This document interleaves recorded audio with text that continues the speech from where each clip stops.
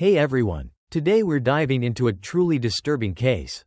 If you want to support the channel, don't forget to subscribe and stay active, it really helps me out. And I'd be incredibly grateful. Now, let's get started. Betrayal rarely happens overnight. It begins with small things, hidden messages, unexpected excuses, and brief, unexplained meetings. One person starts lying, keeping secrets, and enjoying the illusion of freedom, while the other begins to suspect, looking for proof. As time passes, the need for control transforms into an obsession. This story is about how infidelity led to a devastating outcome when jealousy turns into a thirst for destruction and love becomes manipulation. Predicting the outcome is impossible. What started as a simple affair ended in a way that no one could have foreseen. In September 2023, a quiet suburban home became the scene of one of the most shocking and unpredictable events in recent memory. Officers responding to the call had no idea that this case would evolve into more than just a violent crime. It was a meticulously planned game, with everyone involved being nothing more than a pawn. Nathaniel Ruiz Jr. was born around 1993 in one of Chicago's most dangerous neighborhoods. His exact birth date remains unknown, reflecting the chaos that marked his early years. Growing up in an environment where aggression and criminal activity were part of daily life, Nathaniel showed signs of being impulsive and uncontrollable from a young age. At school, he often got into fights, had clashes with teachers, and showed little interest in academics. His first encounter with the law occurred during his teenage years when he was arrested for participating in a robbery. Since he was underage, he avoided serious punishment. It didn't take long for Nathaniel to realize that the criminal world offered more than just excitement, it also provided financial rewards. As time went on, his offenses became more serious. In 2016, he was arrested for assault, and the following year, he was taken into custody again for driving under the influence. But Nathaniel's true obsession was with firearms. He collected weapons and took pride in his growing arsenal. His social media accounts were filled with photos of handguns, rifles, and ammunition. Eventually, law enforcement took notice, and a court order prohibited him from owning firearms. But Nathaniel didn't intend to follow the law. He ignored the restriction and continued to acquire weapons through illegal channels. Despite his legal issues, Nathaniel decided to start a business and launched a private security company. However, the operation was completely illegal.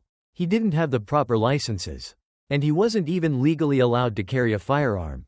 Regardless, he aggressively promoted his services on social media, posting pictures of himself wearing body armor and carrying weapons. Linda Palomo was born on February 3, 1973. By the time she met Nathaniel, she was already an independent woman, a mother of 5, and a grandmother. Unlike Nathaniel, she had grown up in a stable home, but her personal life had been anything but easy. She had married young, but the marriage didn't last, leaving her to raise her children on her own. She worked multiple jobs to support her family and take care of her grandchildren. Despite her strength, Linda still longed for personal happiness. Known for her strong personality, Linda was respected by her family. Though some found her overly strict, she valued control and expected everything to happen on her terms. And she couldn't tolerate betrayal. Linda's loyalty had always been challenged by those closest to her. And when Nathaniel entered her life, their connection seemed inexplicable. He was 20 years younger, had a troubled past, and an unpredictable temper. Yet their relationship blossomed quickly. Their meeting was by chance. Some say through mutual acquaintances. Initially, Linda didn't take Nathaniel seriously. But his confidence, persistence, and dangerous charisma began to pull her in. For Nathaniel, Linda became someone who offered him stability. She gave him shelter and emotional support. For Linda, it was a new experience, one she hadn't encountered before. She felt in control, as though she were shaping the direction of this younger man's life. Their connection was unique. Two people so different, yet somehow bound together by those very differences. They moved in together. And soon, Linda's children and grandchildren were all living under one roof. The house became crowded, but it lacked the warmth that a true home should have. Instead, it was filled with growing tension. Neighbors and acquaintances soon noticed that their relationship wasn't harmonious. Nathaniel had a short temper, and Linda insisted on maintaining control. Their romance felt like a ticking time bomb. But no one could predict how destructive it would eventually become. Despite the legal restrictions placed on him, Nathaniel had no intention of giving up his firearms collection. He continued to acquire handguns and rifles through illegal sources, making shady deals, and exploiting legal loopholes. He enjoyed displaying his strength, taking pride in his growing arsenal. He could spend hours discussing calibers, mechanisms, and modifications, or simply admiring his collection. At first, it was just a fascination. But over time, firearms became an inseparable part of his daily life. He carried a handgun even inside the house, often disassembling and reassembling it at the kitchen table. He left his weapons out in the open, and it didn't take long for those around him to begin feeling uneasy. Initially, Linda didn't interfere. She didn't care much about Nathaniel's actions, as long as he brought money into the house. She turned a blind eye to the fact that his business was illegal and never asked questions. However, over time, she began to realize it wasn't just about money. Nathaniel's behavior was becoming increasingly erratic. He would lash out if things didn't go his way, sometimes losing his temper over trivial matters like someone looking at him the wrong way or speaking at an inconvenient time. His outbursts would come suddenly, but just as quickly, he would calm down, acting as if nothing had happened. Christina, one of Linda's daughters, was the first to openly express concern. She saw what others missed or ignored. Nathaniel wasn't just unpleasant, he was capable of much more. Christina never trusted him. She noticed how he spoke about aggression and carried himself as if he were superior to everyone else. He couldn't stand being contradicted and always made sure he had the final word. What scared her the most was how easily he could snap. During one argument, he clenched his fist so tightly that his knuckles turned white. At that moment, Christina knew that if Nathaniel wasn't stopped, one day he would cross a dangerous line. The atmosphere in the house grew more and more tense. No one openly spoke about it, but the fear surrounding Nathaniel became impossible to ignore. And this was just the beginning. By 2021, Nathaniel and Linda had been living together for 6 years. On the surface, everything seemed stable, but their relationship had long since lost its foundation. Nathaniel had never been loyal to one woman, but now, his affairs were becoming a routine. He met people through social media, started new relationships, and quickly moved on to the next. Secret conversations became a daily habit. He used messaging apps, hid his contacts, and meticulously deleted his conversations. He often left the house late at night, claiming it was for work, meetings with clients, or personal matters. Nathaniel would often return home in the early hours of the morning, always avoiding any explanations when he wasn't there. He wasn't concerned about being caught. He believed Linda either wouldn't notice or wouldn't dare confront him. He thought he was in complete control of the situation, but he was wrong to underestimate her. At first, Linda ignored the changes in Nathaniel's behavior, but gradually, she started noticing his frequent absences, the constant texting, and how he suddenly began paying more attention to his appearance. Though she didn't immediately connect all the dots, her suspicions grew over time. Her patience eventually ran out when she happened to see a message pop up on Nathaniel's phone. One that left no room for doubt. The text hinted at a recent meeting, confirming what she had suspected for a while. However, Linda didn't react right away. She understood that if Nathaniel was being unfaithful, it meant he felt untouchable. Rather than confronting him immediately, she decided to gather more evidence. She started to watch him more closely, checking his messages, observing his habits, and carefully noting when he was lying or trying to cover his tracks. She could tell when he was sneaking off for another meeting. Linda wasn't a woman who forgave betrayal easily. Her personality wouldn't allow her to accept the situation without addressing it or to simply walk away without consequences.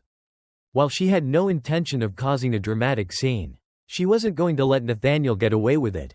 With each new piece of evidence she gathered, her anger intensified. She now faced two choices: leave him behind and cut him out of her life, or make him regret his decisions.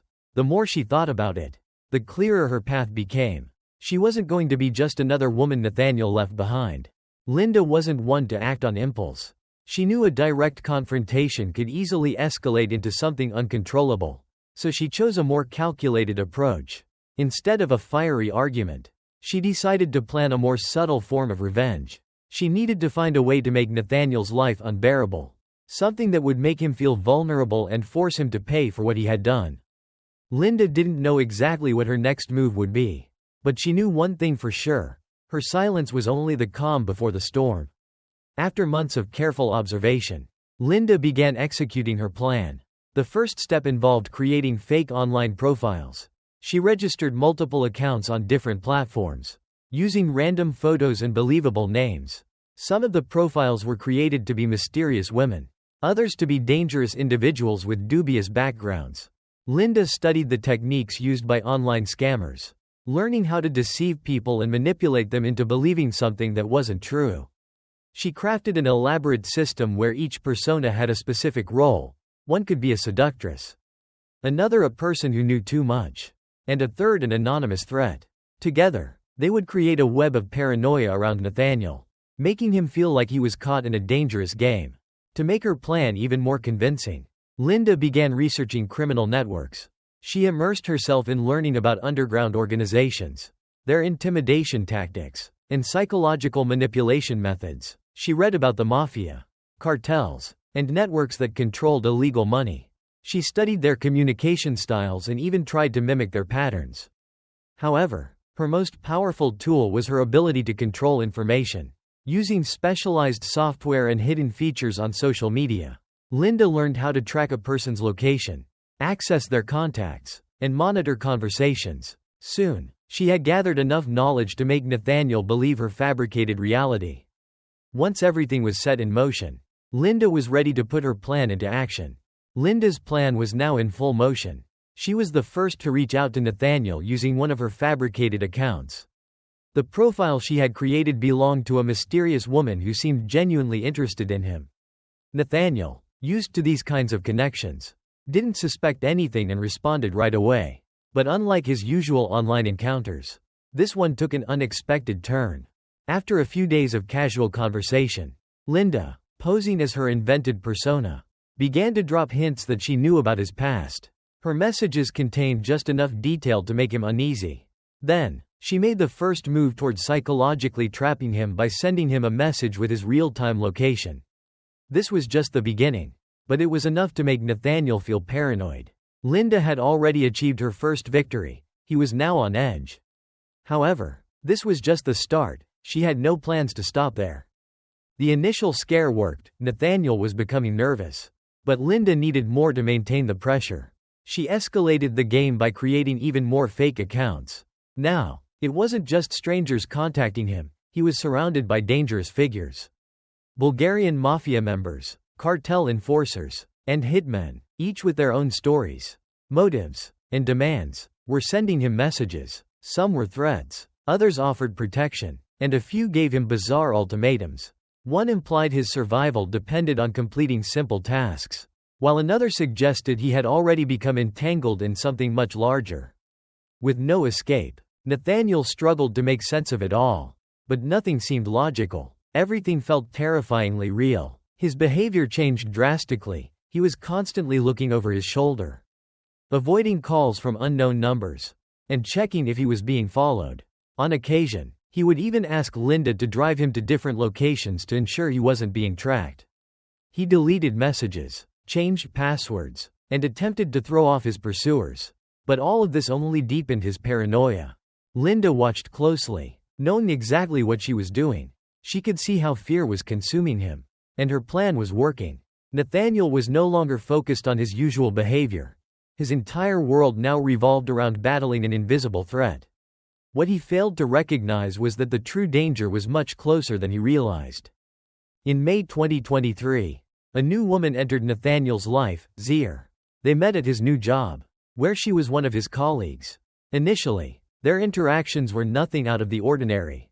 But it wasn't long before they began to take an interest in each other. Zir was married and had 2 children. But her family life didn't bring her happiness. She had a history of infidelity. And meeting Nathaniel was just another chapter in that pattern. She didn't see her actions as a problem. She believed her personal happiness was more important than social expectations. Nathaniel wasn't considering consequences either. His relationship with Linda had long lost its meaning. And his affair with Zir gave him the excitement he had been missing. It began with lingering glances and subtle hints. But soon they were talking constantly. Linda had been keeping an eye on Nathaniel for months. And as soon as he began interacting with Zier, she noticed. At first, she didn't think much of it, his brief affairs weren't new to her. However, she soon realized that this time was different. Their messages escalated quickly, going beyond casual flirtation. Nathaniel told Zier he loved her and dreamed of a future with her. She reciprocated, saying she felt the same. They made plans, imagined a new life together, and spoke as though everything would change one day. Linda read each message in sequence, unable to believe what she was seeing. Humiliation consumed her. She had spent months meticulously crafting an elaborate scheme to control Nathaniel, forcing him to live in constant fear. And yet, despite all of that, he was moving on. Nathaniel continued living his life, completely unaware of Linda's efforts. This wasn't just a betrayal, it was a mockery of her control. Linda could no longer sit back and watch. It was no longer about controlling him, it had become about making him pay for his actions. She escalated her psychological game, introducing an even more menacing series of threats. This time, the characters involved were more persistent and ominous. The supposed mafia figures warned Nathaniel that he was in grave danger, that he was playing with fire. The message was clear. His involvement with Zier had to end immediately. However, this time, Nathaniel wasn't afraid. All the months of psychological torment had dulled his fear. He believed he had already faced the worst. And besides, his feelings for Zier were too strong for him to walk away now. For the first time, Nathaniel wasn't just hiding his affair, he was actively fighting for it. Linda shifted her approach. She realized that if she wanted to break Nathaniel completely, she couldn't just target him, she needed to go after Zier as well. The first step was to plant fear in Alberto, Zier's husband. Using fake accounts, Linda sent him cryptic messages suggesting his wife's infidelity, attaching photos to fuel his suspicions.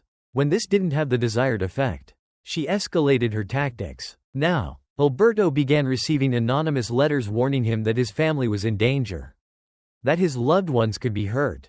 Linda knew that fear for his family would force him into action. At first, Alberto tried to ignore the threats. But soon, the unease took hold. He didn't know who was behind the messages, but he sensed that this wasn't just a marital issue. Linda had accomplished exactly what she wanted. Tension was growing in Zier's home, and fear was dictating their decisions. Still, Nathaniel wasn't completely broken. Despite the paranoia Linda had instilled in him, and the relentless pressure from fabricated criminal organizations, he still clung to Zier. That's when Linda decided to strike at his weakest point, his trust. She let Nathaniel know that she was aware of Zier and began feeding him a new narrative, that Zier wasn't who she appeared to be. Linda convinced him that Zier was actually working for the mafia. Linda had gathered enough information to make this lie believable. She sent Nathaniel messages from different informants, suggesting that Zier always knew more than she let on and that her presence in Nathaniel's life was no accident. The messages hinted that Nathaniel's phone was being monitored, his movements tracked, and that Zier was using him to gather information. Before long, Nathaniel started to connect the dots. Everything seemed to fall into place in his mind. The mafia knew too much about him. He was being followed, and Zier never seemed intimidated by the threats. Linda didn't stop there. Now she demanded proof of his loyalty. Nathaniel had to prove that he wouldn't betray those who had supposedly saved him from danger. The conversations about dealing with Zier and her family became more direct. The message was clear. There was no other way out. Exhausted, overwhelmed, and completely under Linda's control, Nathaniel finally gave in. He no longer questioned what was real. Linda had won. He was ready to do whatever it took. In his mind, there was no fear or regret, only the firm belief that he was carrying out an inevitable task. He began planning the crime with the same focus and precision he once used for his illegal business. The first step was surveillance. He tracked Zier's schedule, noting when she was home and who was with her. He paid attention to moments when her family might be vulnerable, examining the entrances to their home and mapping out escape routes. He spent days memorizing every detail, all while gathering supplies. He already had an arsenal but needed more tools, new clothes, gloves, bags, tape, and a flashlight. Linda and Nathaniel went shopping together, careful not to attract any attention. Linda stayed in the background, carefully ensuring that she never appeared involved in the events unfolding. They discussed each step as if preparing for a high-stakes mission. Linda took on the role of an advisor, guiding Nathaniel in the right direction and reinforcing the idea that everything had to be done perfectly. She kept him convinced that this was his only way out. By the time the plan was set, Nathaniel had stopped considering the consequences. He believed he was simply following through on what needed to be done. The decision was made, and now it was time to act. The night arrived, and the plan was ready to be put into motion. Linda showed no signs of nerves, behaving as if she had no knowledge of the impending events. That late evening, they drove toward Zer's house. Linda drove calmly, as if running a routine errand. She asked Nathaniel a few times why they were going there, but he didn't answer. He was focused, completely fixated on his target. When they arrived, Linda stayed in the car while Nathaniel got out and walked toward the house. He knew the front door would be locked, so he circled around to the backyard, broke a window, and slipped inside. The sound of shattering glass woke Alberto, who got up to investigate. At that moment, Nathaniel fired, but missed. Realizing this was no ordinary break-in, Alberto immediately ran toward the hallway, hoping to reach his family and shield them from the intruder. But Nathaniel caught up with him in the hallway. A few shots rang out, and Alberto collapsed, unable to reach the door. The house fell silent, broken only by Nathaniel's heavy breathing.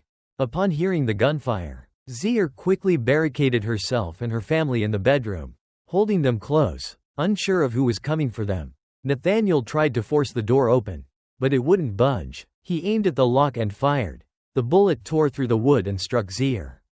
She fell motionless, and the door swung open. The room was engulfed in stunned silence. The last sounds the neighbors heard were short, muffled bursts of gunfire. It was over in minutes. Nathaniel surveyed the house. He overturned furniture, scattering items to make it appear as though a robbery had gone wrong. He staged the scene to make it look like a struggle. Then, he walked back to the car, where Linda waited. She didn't ask how it went, they simply drove away, leaving the chaos behind. For a brief moment, silence filled Zer's home, but not for long. Alarmed by the gunfire and broken glass, neighbors quickly called the authorities. The call came in around 4 a.m., and officers arrived at the scene within minutes. They found signs of forced entry and moved inside. The scene left no doubt. This was not a random act of aggression, but a meticulously planned crime. Nathaniel's first mistake was failing to cover every detail of the staged robbery. Nothing valuable had been taken, and the evidence pointed to a deliberate attack rather than a botched break-in. The scattered items didn't convince investigators that theft had been the motive. The biggest mistake came when the police quickly connected the crime to someone with a clear motive. By morning, detectives were looking into Zer's personal connections, and Nathaniel's name became the focus of the investigation. As the police gathered evidence, Linda continued her game. She messaged Nathaniel, posing as the mafia, assuring him everything was going according to plan. She maintained the illusion that he was being protected, convincing him that as long as he followed the instructions, he would be safe. She made sure he believed one thing above all, that he was being guided by the mafia's hand. The authorities had no solid evidence to prove Nathaniel's guilt, but the investigation was advancing quickly. Detectives began digging into his recent activities and discovered several inconsistencies. When they examined his calls and messages, they found that over the past few months, he had received an overwhelming number of threats, not from real criminal organizations, but from newly created anonymous accounts. This raised more questions. If the mafia were truly behind the threats, why did all the evidence point solely to Nathaniel? Why were there so many coincidences? What if the threats weren't real but were carefully staged? These doubts marked a turning point in the case. For the first time, investigators began to suspect that there was more to the story than just a gang-related crime. As the investigation neared its conclusion, Nathaniel realized that time was running out. He knew the police were closing in, and his arrest seemed inevitable. Panic set in when he noticed he was being followed. He tried to reassure himself that the mafia would step in and protect him. But deep down, he knew the truth. Desperate, he turned to his mother for help. They met in a secluded spot, away from prying eyes. He told her that he was in danger, that he was being accused of a serious crime, and that he needed to disappear.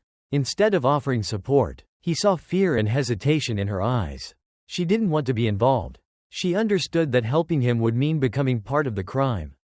For a few days, Nathaniel attempted to stay hidden, but surveillance cameras caught him at a grocery store, accompanied by Linda. Once the police confirmed their location, a pursuit began. Patrol cars surrounded the area, but Nathaniel and Linda managed to get onto the highway.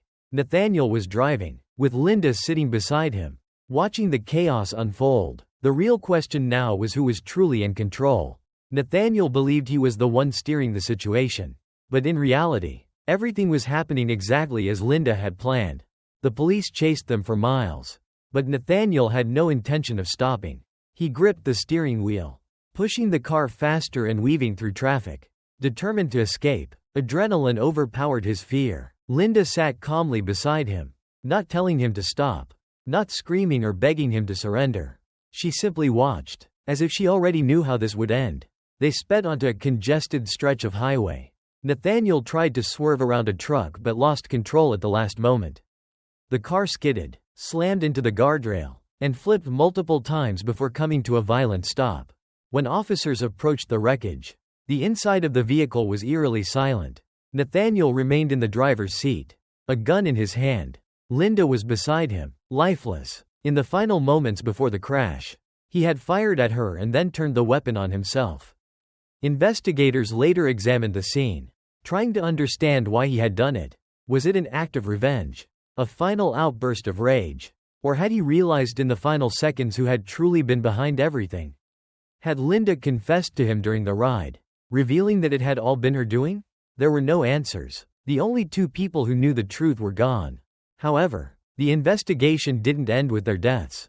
Detectives continued to comb through their recent movements, phone records, and messages. At first, the police believed Linda had been a victim, caught under the influence of a dangerous man.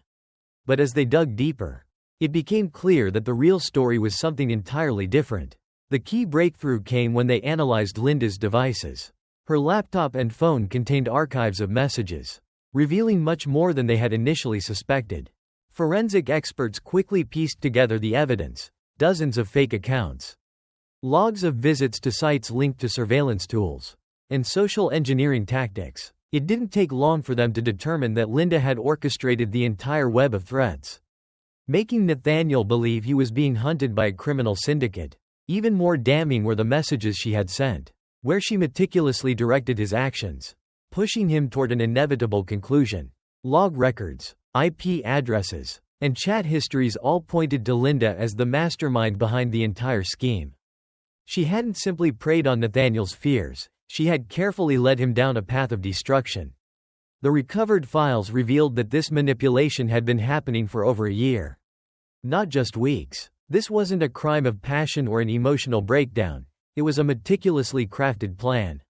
Linda had studied psychological manipulation, researched surveillance techniques, and tested various ways to control a person's mind.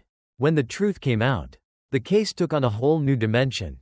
What had initially seemed like an act of jealousy turned out to be something far more chilling, a calculated psychological game. With Linda as the true orchestrator, the ultimate irony was that her own deception led to her downfall. She had tried to control everything, but in the end, she became the victim of the very illusion she had created. She had pushed Nathaniel to commit crimes, convincing him to believe in a fabricated reality. In the final moment, he turned against her. The case was officially closed, but lingering questions remained. Did Nathaniel realize the truth before it was too late? Or did he die still believing he was a pawn in a war that never even existed? There were no answers, only the undeniable truth that the most dangerous weapon isn't a bullet or a blade, but a lie powerful enough to destroy a person from the inside. Thanks for watching. Your support means a lot. Help my channel grow by liking, commenting, and sharing. See you soon.